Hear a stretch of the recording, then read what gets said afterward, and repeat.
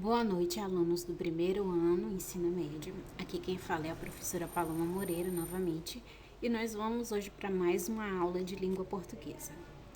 Nossa aula de hoje será curta porque os assuntos tratados na apostila de vocês são assuntos curtos, assuntos breves e nós veremos apenas os principais assuntos abordados na apostila de vocês, certo? Hoje nós veremos a unidade 2 e os assuntos principais são grafia das palavras e língua oral e língua escrita. Esses assuntos estão presentes entre as páginas 13 e 18 do material de vocês. Primeiro vamos para a grafia das palavras. A grafia das palavras que vai ser abordada na apostila de vocês está na página 13. E ela vai falar apenas da grafia dos porquês, ou seja, do uso dos porquês, da escrita dos porquês. Em que situação nós usamos cada um dos tipos de porquê, certo? Aí eu criei uma tabela resumitiva, tá? Para ficar mais fácil de vocês compreenderem esse assunto, tá? Para tratar ele de uma forma mais organizada e resumida. Também foi colocado de cor diferente cada um dos tipos de porquê, justamente para dar destaque e facilitar essa diferenciação. O primeiro porquê que nós vamos ver é o porquê separado sem acento. Quando é que ele é empregado? Quando é que ele é usado? Tá?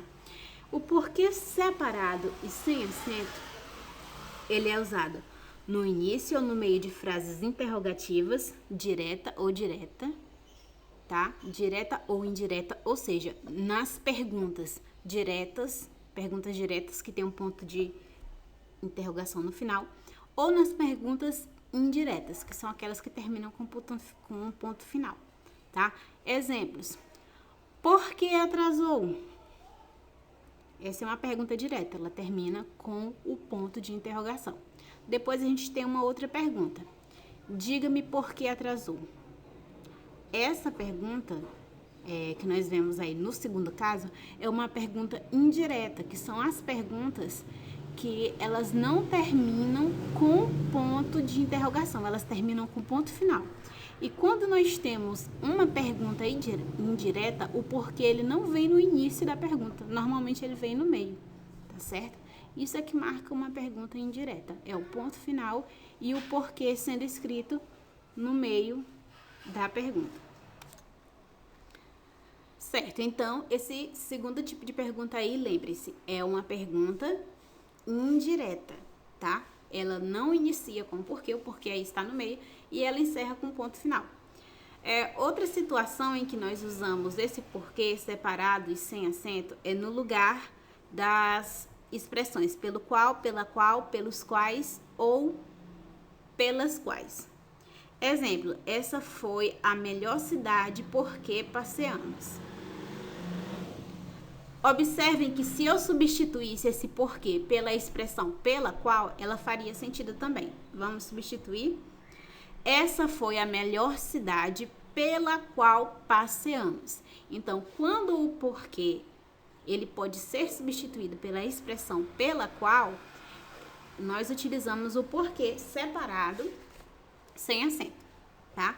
Nós temos outros casos aí que está citado na apostila de vocês, que diz assim, o porquê separado sem acento, aí tem, emprega-se porquê separado sem acento, em orações interrogativas diretas, em orações interrogativas indiretas, quando for possível acrescentar a palavra motivo, ou quando puder ser substituído por pelo qual, que foi a expressão que eu citei aí, pelo qual ou pela qual, tá? Quando a gente puder substituir o porquê por essas expressões que eu listei aí acima, nós usamos o porquê separado e sem acento. Agora vamos para o uso do porquê separado e com acento. O porquê separado com acento, ele é utilizado no final das frases. Exemplo, atrasou por quê? Aí nós temos lá o porquê indo para o final da frase. Diga-me por quê. Olha só, nessas duas situações, o porquê, ele aparece no final dessas frases. Portanto, a gente usa porquê separado com acento, quando é no final das frases, tá? Aí eu vou ler o que tem no material de vocês, na apostila, que diz assim: é assim grafado sempre como substantivo. Aliás, desculpa, onde tem assim: escreve-se porque. Tá, gente, prosseguindo aqui a gravação, vamos nesse segundo caso ainda, que é o porquê separado com acento. Na apostila de vocês, ele aparece na ordem aí como o terceiro porquê que eles estão abordando, tá? Tá lá no porquê separado com acento, é lá o último que aparece na apostila de vocês. Escreve-se porquê separado com acento no final de períodos nos casos apresentados.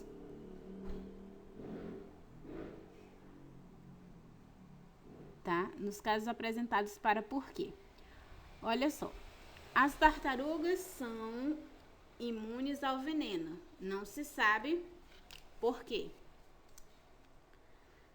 Aplicando seus conhecimentos, complete os quadrinhos da Mafalda com porquê junto, porquê separado sem acento, porquê junto com acento e porquê separado com acento. Essa atividade aí eu vou passar para vocês a seguir, tá? Vai ser o nosso exercício. Vamos aí prosseguindo na nossa tabela o terceiro caso, tá? O terceiro caso é de porquê, está aí em vermelho, é o porquê junto e sem acento. Quando nós usamos esse porquê junto e sem acento? Nas respostas, tá? Nas respostas, a gente usa esse porquê junto e sem acento nas respostas, com o valor de conjunção, tá? Ele pode ser substituído pelas palavras pois, já que, visto que. Exemplo, não posso falar dele, porque não o conheço. Observem como eu posso substituir esse porquê perfeitamente pela palavra pois. Eu posso dizer assim: não posso falar dele, pois não o conheço. Tá? Ele estava feliz porque conseguiu vencer a corrida. Observem, eu posso substituir também esse porquê aí pela expressão pois, pela palavra pois. Olha. Ele estava feliz, pois conseguiu vencer a corrida. Então, sempre que nós pudermos substituir o porquê pelo pois, nós utilizaremos o porquê junto e sem acento, tá? Agora, vamos aí ao quarto e último caso, o porquê junto e com acento. Esse porquê junto e com acento, que é o de azul meio claro, verde, eu diria verde, esse tom aí de verde, diz assim: valor de substantivo, com valor de substantivo, admite plural, podendo vir precedido de artigo, pronome ou adjetivo. Exemplo, ninguém soube explicar olha o artigo aí, o porquê da derrota do nosso time, tá? Como vocês viram, antes de artigo, antes de pronome, antes de artigo e antes de pronome, nós usamos o porquê junto e com acento. Agora você conhece todos os porquês. Ele também é o único porquê que pode ser passado para o plural. Na apostila de vocês, ele é tratado como o segundo caso de porquê, tá? Tem aí, porquê junto com acento. É assim grafado sempre que, como substantivo, substitui as palavras motivo, causa, razão, pergunta ou indagação, tá? O único animal imune a ele é a tartaruga, embora os cientistas ainda não saibam o porquê. Observem que essa palavra também substitui a palavra motivo, o motivo, tá? É uma das pessoas cheias de porquês, tá? São muitos porquês para poucas respostas. Observem, sempre que eu precisar utilizar o porquê no plural, eu também vou usar esse porquê junto e com acento, tá? Língua oral e língua escrita. Quando é que eu utilizo cada um desses casos? A língua oral, tá? E a língua escrita. Quando é que elas são utilizadas? Vamos aí ao nosso slide. A língua dispõe de 2 canais para realizar-se, ou seja, a nossa língua se manifesta através de 2 canais.